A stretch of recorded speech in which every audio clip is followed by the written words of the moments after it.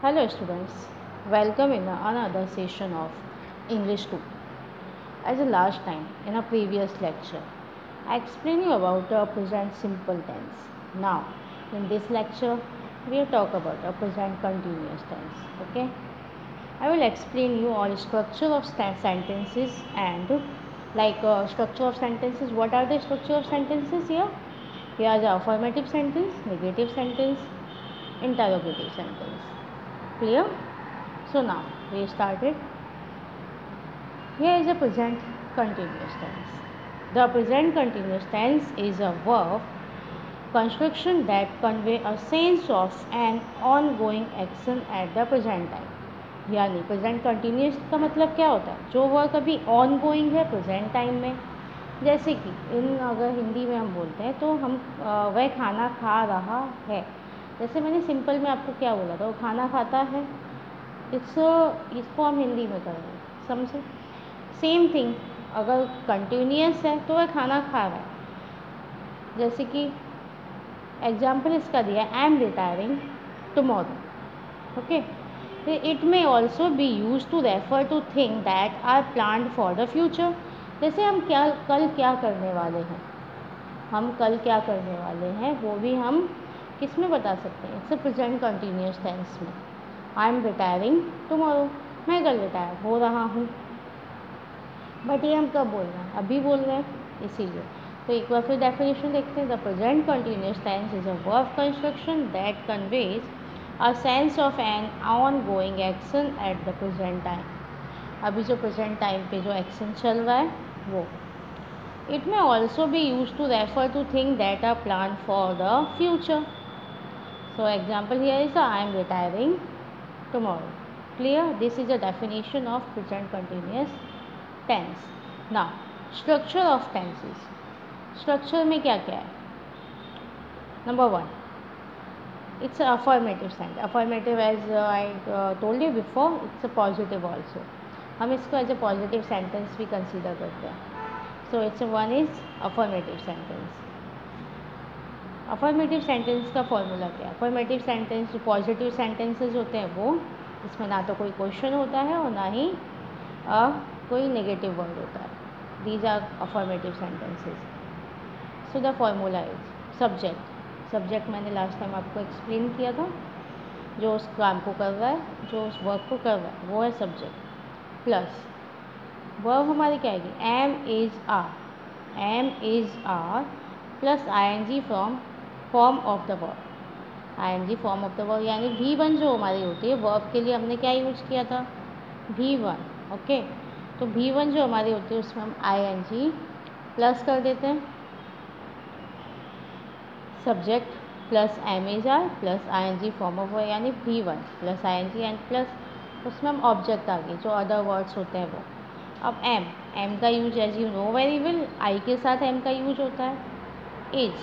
As is use with he she और it और singular, he she और it और singular subject. And are is use with we you they and plural. Okay, we, you, they or plural subjects. Clear? So here is the example. I am learning grammar.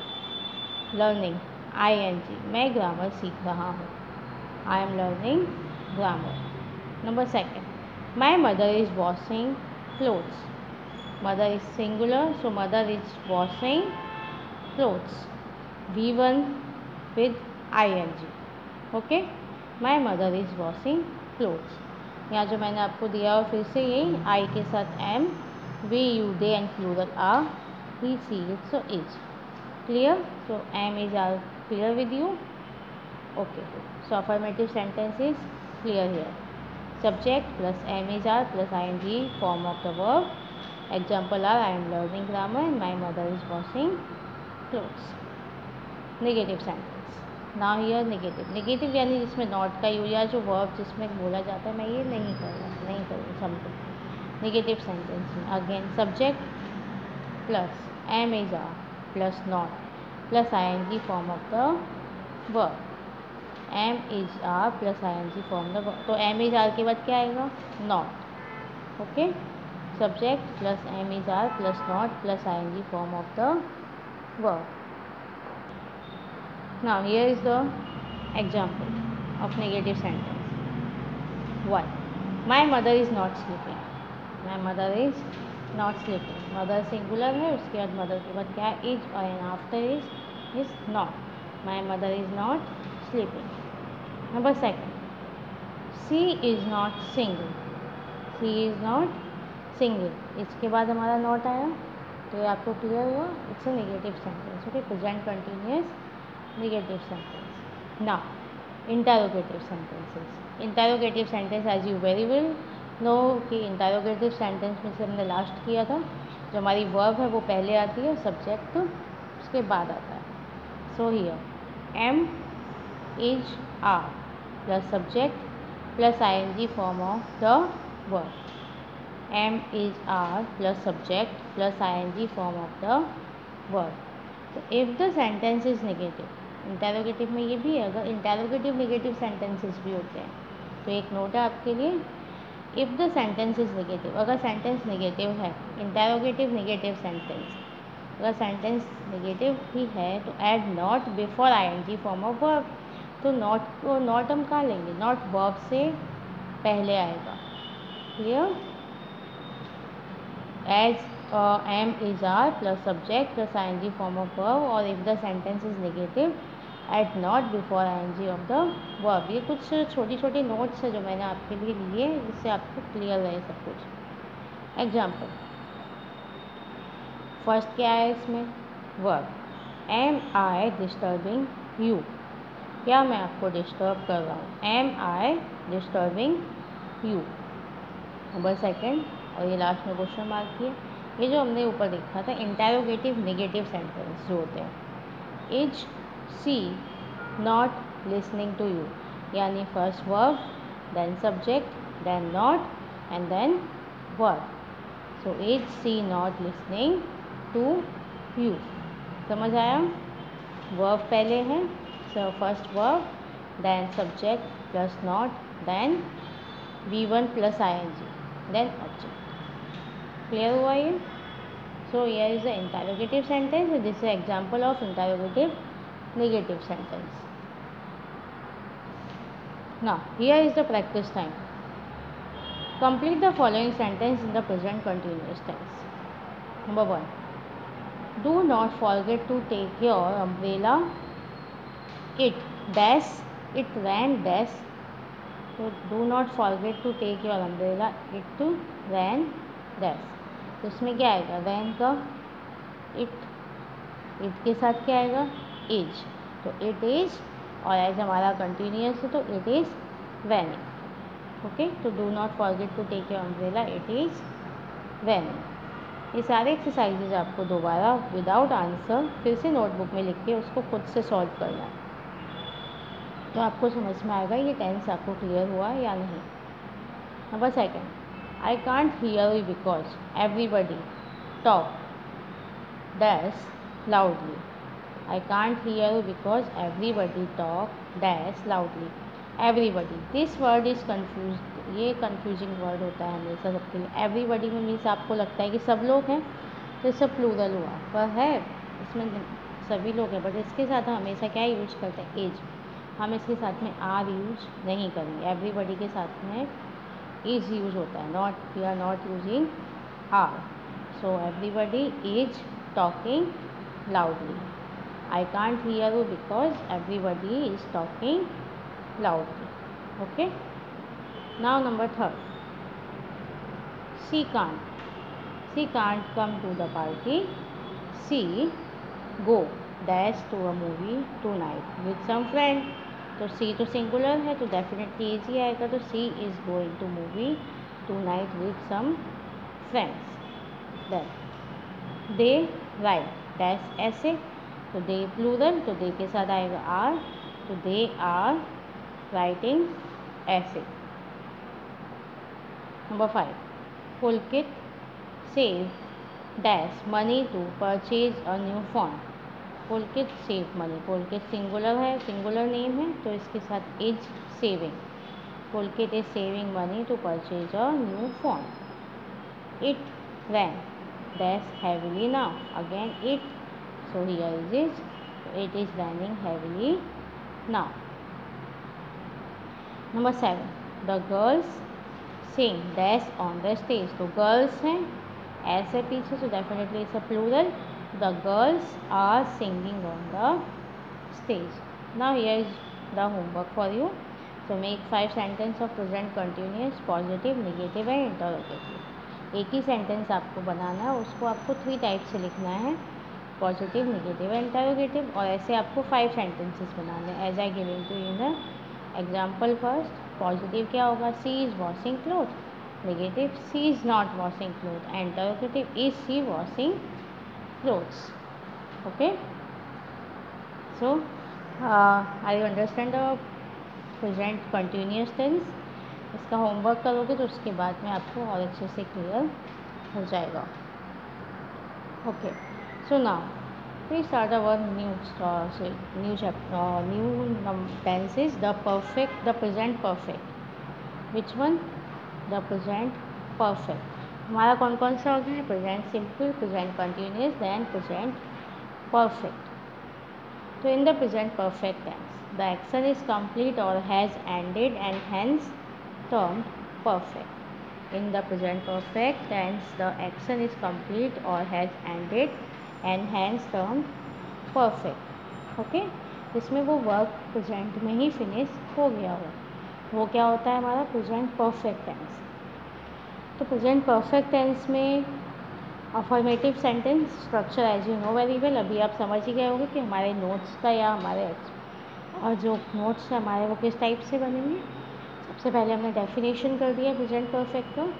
The present perfect tense, the action is complete और has ended and hence term perfect, यानी वो work finish हो गया है present में. Okay, affirmative sentence, subject plus has have plus past participle form of the verb यानी कि V3. यानी प्रेजेंट परफेक्ट में अभी तक जो हमारा प्रेजेंट सिंपल था उसमें कौन कौन से वर्ब यूज किए थे हमने, डू और डज, या उसके बाद इज, एम, आर. और प्रेजेंट परफेक्ट में हमारा क्या है, प्रेजेंट परफेक्ट में है हैज़ और हैव. एंड वर्ब की कौन सी फॉर्म यूज हो रही है यहाँ पे, V3. परफेक्ट में या प्रेजेंट परफेक्ट या पास्ट परफेक्ट जो भी हो, सब में हमारी वर्ब की फॉर्म यूज होगी V3. ये use the third form of verb. Clear? So here is the subject plus has have plus past participle form of verb यानी V3.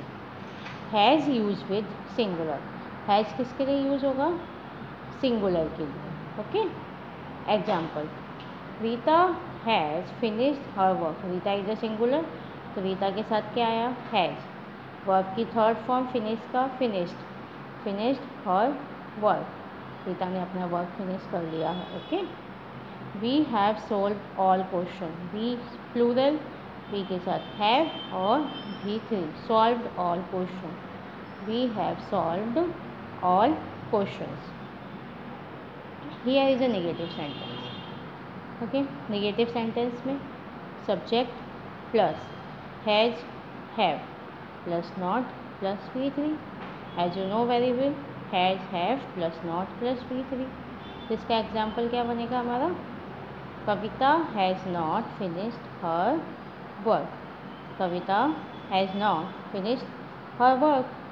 तो सब्जेक्ट प्लस कविता सिंगुलर है इसलिए has not V3 finished her work. So it's negative also finish. Now here interrogative sentence. As you know very well, verb पहले आता है, has have plus subject plus V3. तो example is, has he seen this picture. Has he seen this picture. Okay, seen V3 and has कहाँ आया, subject से पहले. Has he seen this picture. Number second, have you washed your hands. Have you washed your hands. You के साथ क्या आएगा, plural, have, washed V3 and your hand. So formula कैसे add करना है वो आपको पता चल गया. Now here is a practice time. Complete the following sentence in the present perfect tense. Complete the following sentence in the present perfect tense. He sing dash in many countries. He sing dash in many countries. तो ही सिंग का third form क्या होगा? संग। और ही singular है तो ही के साथ में हैज, तो he has sung in many countries. I win dash prize for my research work. I के साथ क्या आएगा? हैव और विन का third form won, so I have won praise for my research work. We cover, तो we के साथ have, तो we have covered only 4 miles so fair. We have covered only 4 miles so far. Okay. Number 4. Our team win dash only 2 matches. तो win का फिर से क्या आया? विन का वॉन। और अवर टीम मैंने आपको जैसा एवरीबॉडी में पहले बोला था उसी तरीके से हम इसके साथ में जो वर्ब यूज़ करते हैं वो कौन से यूज़ करेंगे? सिंगुलर।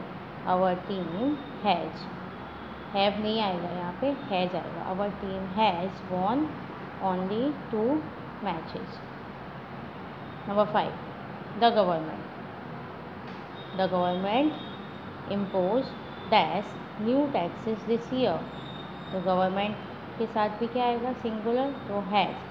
इम्पोज का imposed new taxes this year.